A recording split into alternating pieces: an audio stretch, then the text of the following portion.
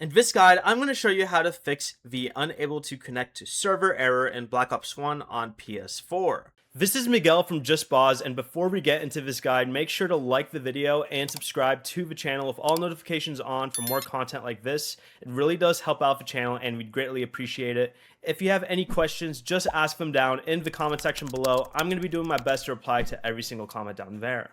First, check whether the Call of Duty or PlayStation Network servers are currently down.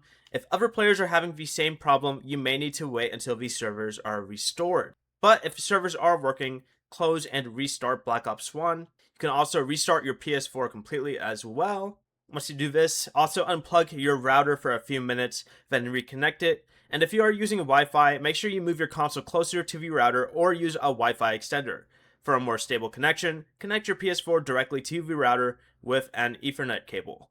Also, make sure to pause any ongoing downloads or streaming on your network. And finally, test another online game to determine whether the issue is only affecting Black Ops 1 or your entire connection. Before you leave, remember to like the video and subscribe to the channel with all notifications on for more content like this. It really does help out the channel and we'd greatly appreciate it. And if you did have any questions, just ask them down in the comment section below. I'm going to be doing my best to reply to every single comment down there. Peace.